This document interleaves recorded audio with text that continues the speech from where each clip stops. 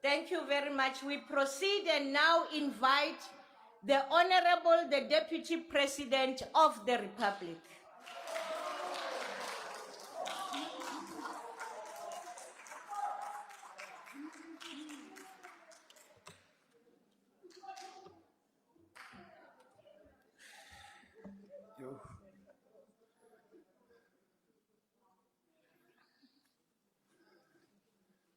Thank you, Honorable Chairperson,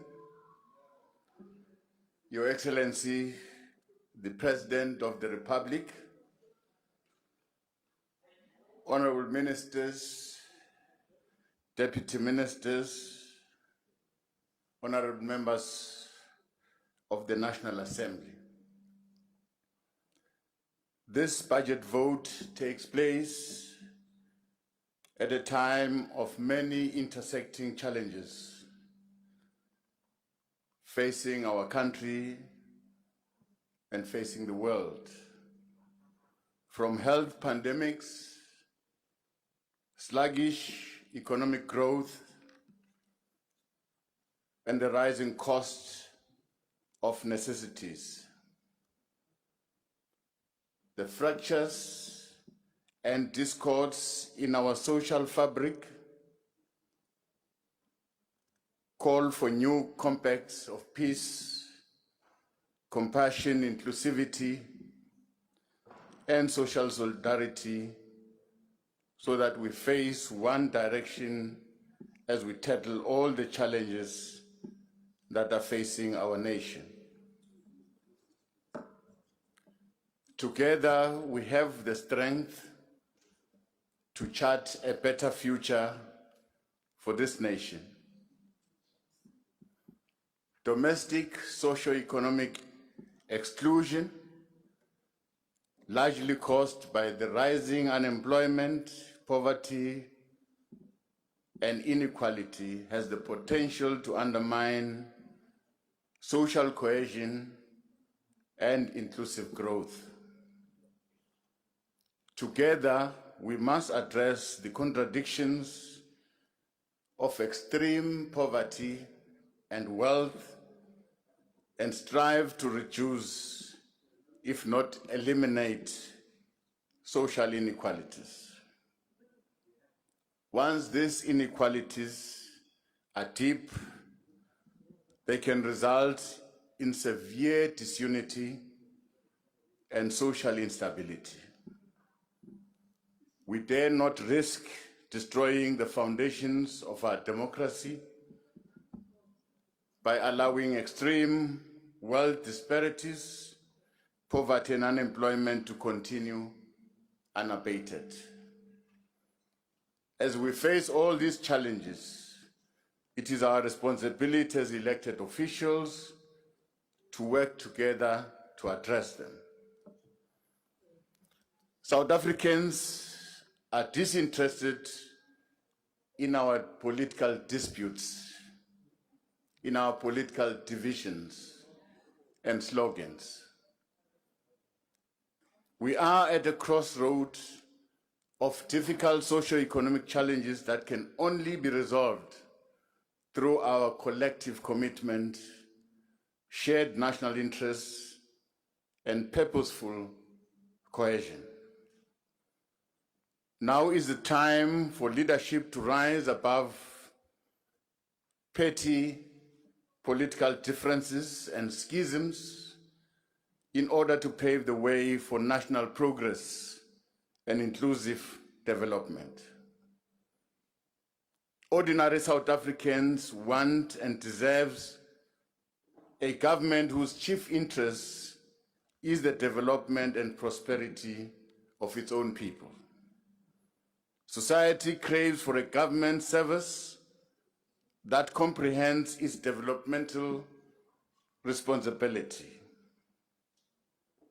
The nation has lost patience with government officials that are out of touch with the plight and expectations of the quality of service that they deserve. As part of our moral regeneration agenda, we as government must lead the charge against corruption and inefficiency in our society, whether it be in the public sector or in business.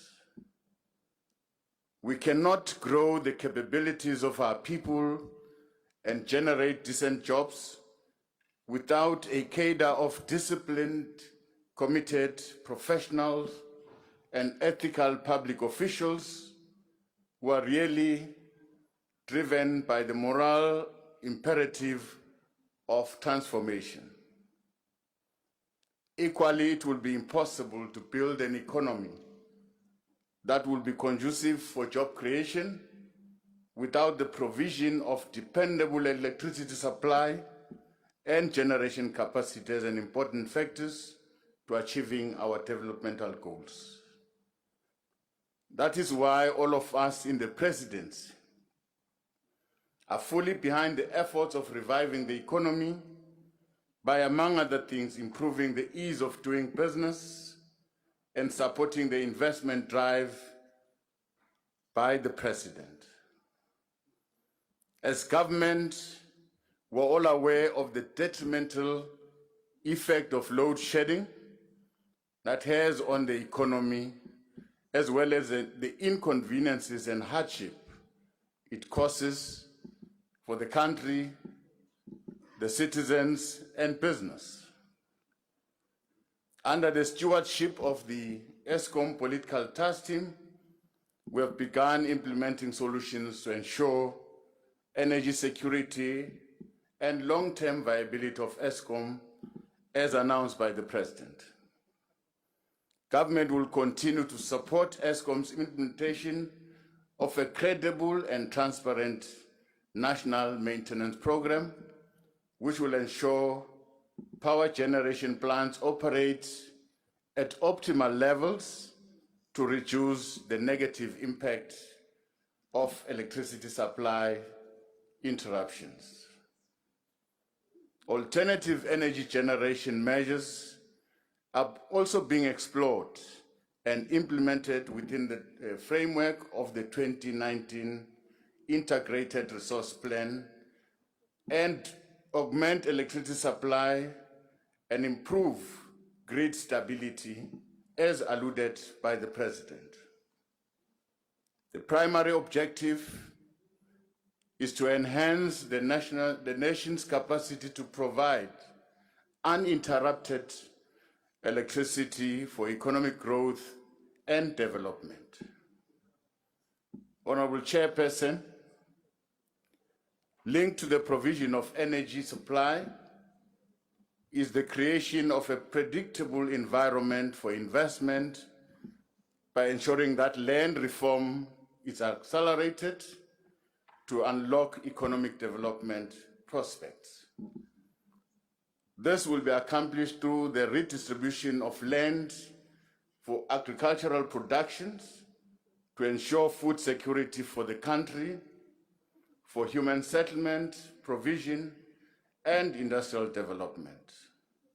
These efforts are also about resolving historical challenges to achieve spatial justice towards the realization of this right for all our people. The implementation of our land reform program continues along a constitutionally defined path. Hence, the unfolding parliamentary processes of addressing land inequality, displacement, and dispossession. As government will continue to respond to the imperatives of restorative justice, economic inclusion, and social cohesion. We can report that considerable progress is being made in the implementation of the recommendations that were made by the Advisory Panel on Land Reform and Agriculture to address land injustices. We have seen enacted a number of policy interventions, including but not only limited to land allocation and beneficiary selection policy, comprehensive producer support policy, land donation policy, upgrading of tenure rights amendment bill, and the expropriation bill.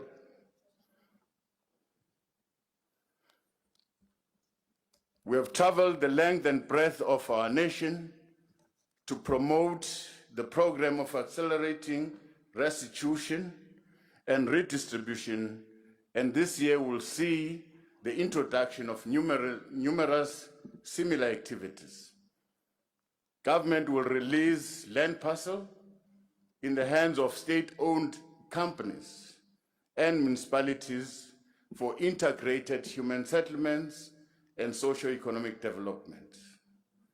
This work also entails the incorporation of rural areas into the global value chains, thereby ensuring that our people contribute to driving economic growth that we seek to achieve. A prosperous nation can only be realized through the full and active participation of its people. That is why our successful productive capacity requires a healthy population. In this regard, the Office of the Deputy President continues to spearhead national measures to enhance our country's health outcomes. Working with the South African National AIDS Council, we continue to strengthen efforts and campaigns to reduce the negative effects and burden of HIV and TB. To this end, efforts are underway to finalize the drafting of the new strategic plan on HIV and AIDS, TB, and STIs, which will further direct the nation's response to ending these epidemics as public health threats by 2030. In the interim, Honorable Chairperson, catch-up plans have been refined to expedite service delivery and achievement of national and global targets of 90-90-90, where the 90% of all people living with HIV will know their status. 90% of all these people that have been diagnosed will be introduced to treatment, and 90% of all the people receiving treatment will have their viral load suppressed.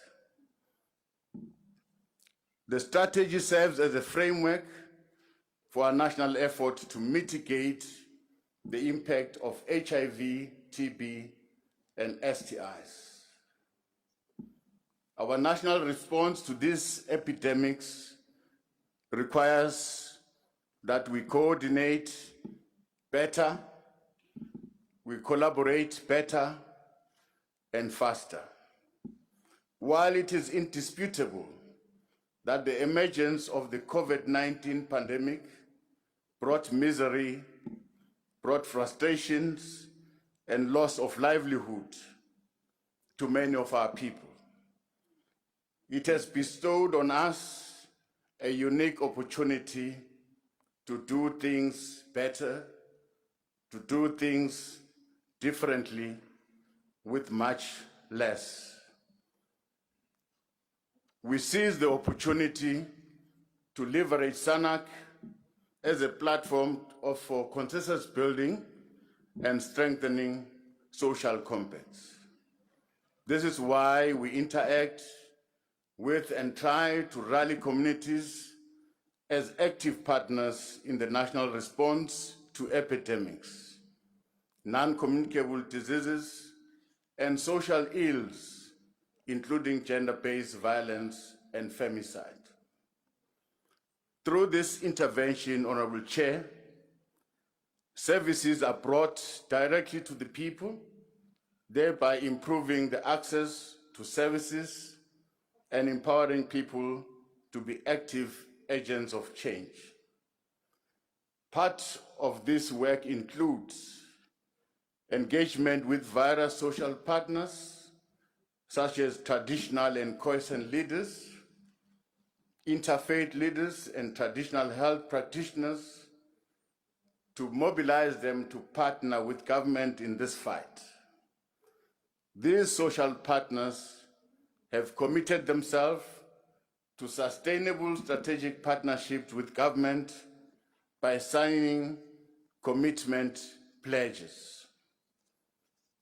This campaign on the partnership strategy, which was successfully launched in December 2020, is progressing very well. In the forthcoming year, the SANAC Private Sector Forum will primarily focus on setting up provincial structures to support the work of provincial and district AIDS councils. Everyone has a vital role to play in combating HIV and TB co-infections so that we have a productive population capable of building an inclusive economy for the benefit of all, especially our youth, women, and people living with disabilities.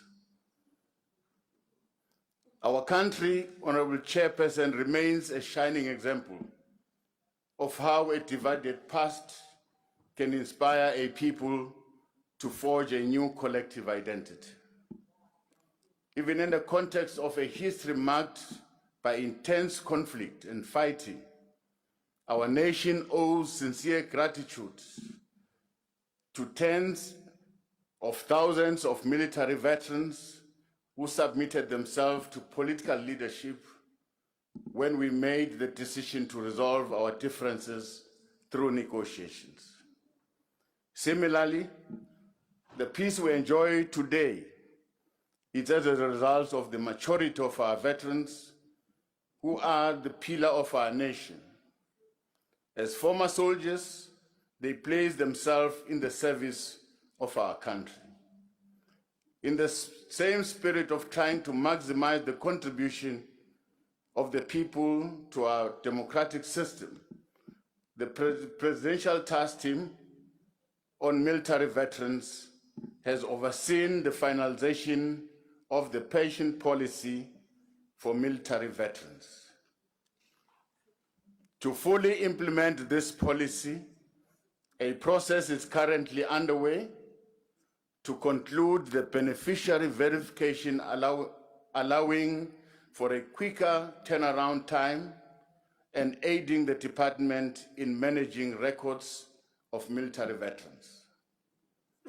We have been interacting with various provincial governments and observed that the lack of profiling of military veterans hinders the implementation of programs that are designed to improve the living conditions of our military veterans. To this end, we'll work together with provincial governments to expedite the profiling of ex-combatants in order to ensure the improvement of their welfare in accordance with the law. We appreciate the veterans' willingness to collaborate with government in addressing these issues so as to contribute to social cohesion and stability in our country. Honorable Chairperson, our progress in building a stable and cohesive communities requires the existence of a strong, efficient, and effective local government system with the requisite capabilities to lead development and service delivery.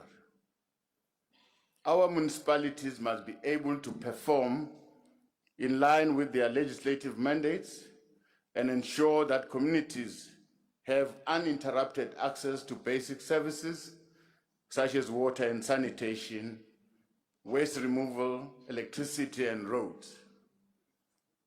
We are concerned that some of our municipalities are struggling to maintain existing key infrastructure for water and sanitation, resulting in sewer spillages and interrupted water supply to communities.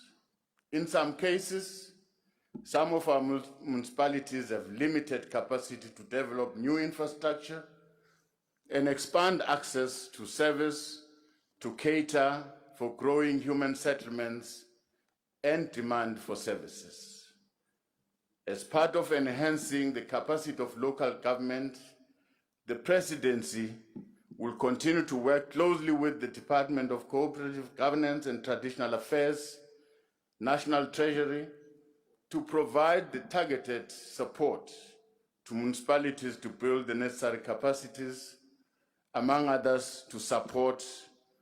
The support includes the strengthening of their governance system, improving their audit outcomes, development and maintenance of key infrastructure for water and sanitation, and supporting local economic development initiatives. Within the district development model, the Presidency will continue to lead and support the better coordination and integration of government programs to maximize delivery impact on the ground. Where challenges have been identified, we'll continue to lead coordinated intervention to respond to issues raised by communities. Notwithstanding objectives, weaknesses, and gaps in infrastructure delivery, we're also concerned about acts of criminality targeting strategic economic and social infrastructure in our communities. Theft and vandalism of our core network infrastructure threatens to roll back whatever progress the country has made over the last few years. It cannot be allowed to continue. We call upon our communities to work with government and the police to guard and protect economic and public infrastructure from theft and destruction. As we address development and service delivery challenges, we are cognizant of the critical role of traditional leaders in our local government system.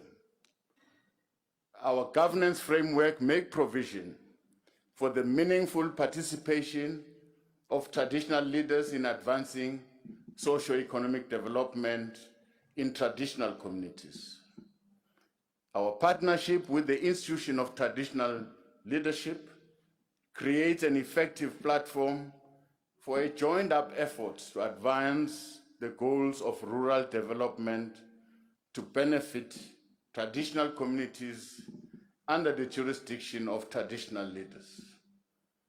The President has appointed an interministerial task team to address all issues raised by traditional leaders.